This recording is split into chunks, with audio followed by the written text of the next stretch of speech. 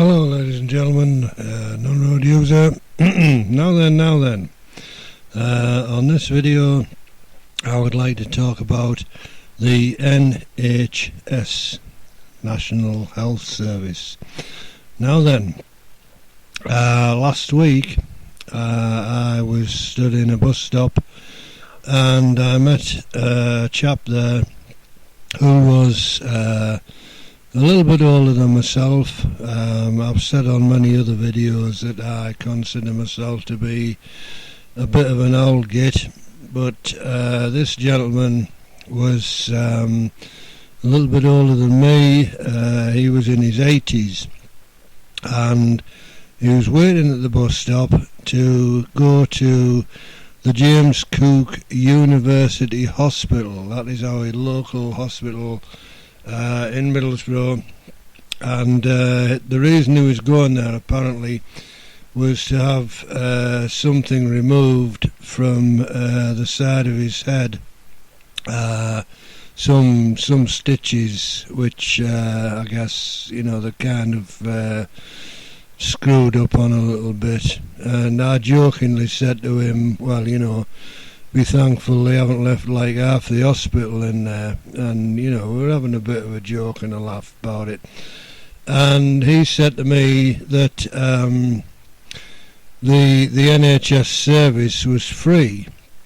Well, I kind of picked him up a little bit on that, because it's not free, ladies and gentlemen. It might be free at the point of use, I think we could all agree on that, but it's certainly not free.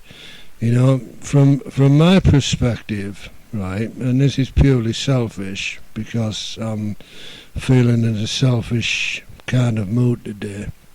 My perspective is I have paid into the NHS service all of my life, okay? And I'm now currently 60, blah, right?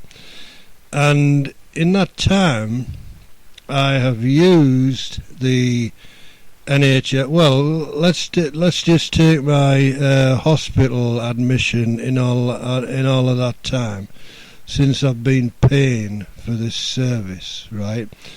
Hospital admission for non-road user equates to 1.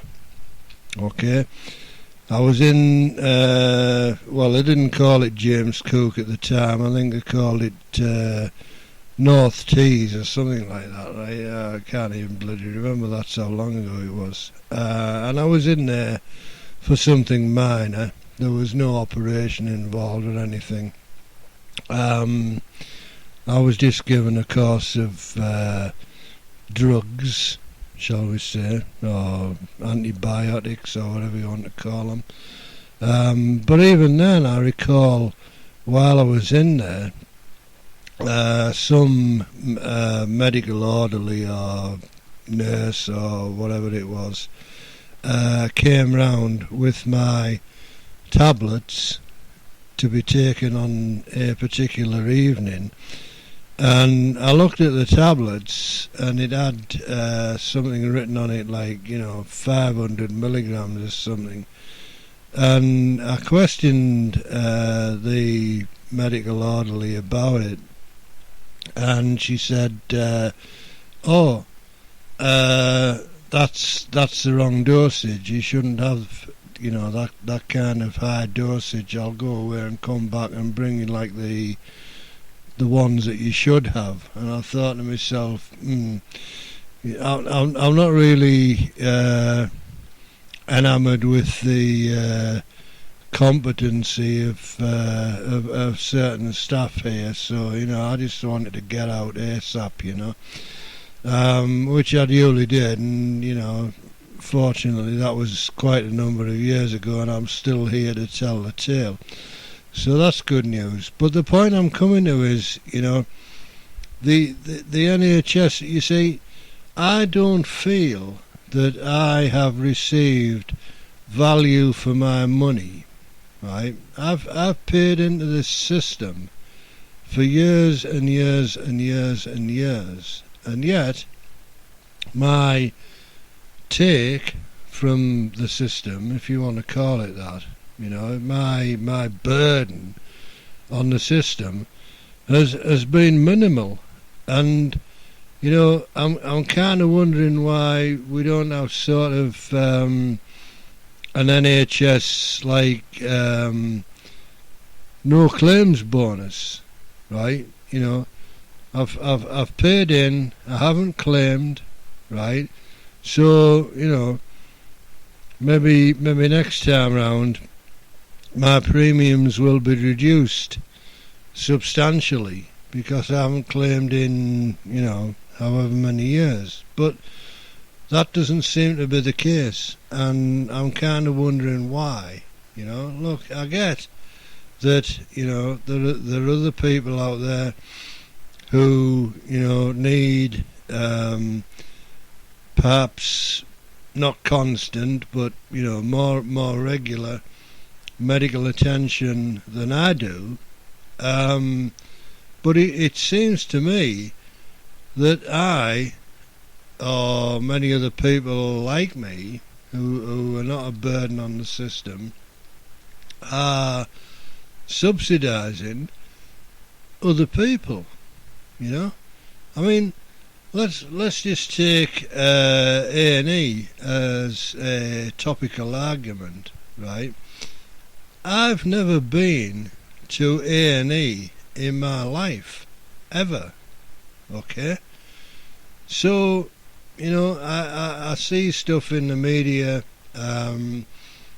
people rock up an A&E department somewhere in the UK, and they, might be there for, reasons that they've perhaps inflicted on themselves. I'm talking about alcohol abuse, drug abuse, whatever other abuse you want to attribute to it, right?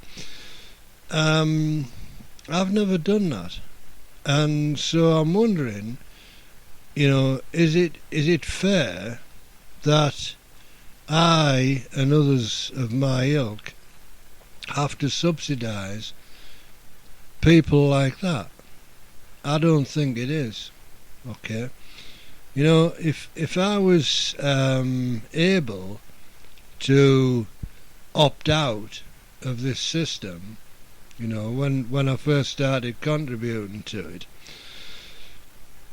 as I understand you can in the United States, if you don't have medical insurance over there, it's basically, is your predicament life-threatening? Answer, yes, we'll treat you, kind of free of charge. Answer equals no, then basically piss off, right?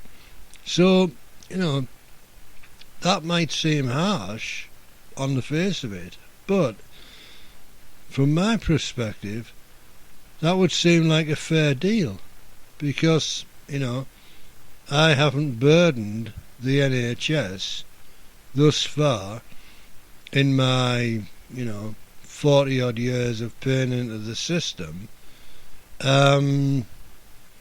So I'm really kind of struggling to understand why this is still continuing. And I reckon we're going to get probably people involved with the Labour Party who'll come on and say, you're a moaning old fart, and you should appreciate what you've got, and this, that and the other, right? But my perspective is that I do not appreciate it. Okay?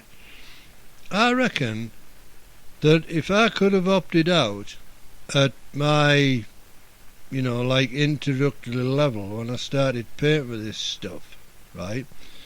My minimal usage of this during my lifetime, I'd have been quids in, I'd have saved myself a whole pile of money, right?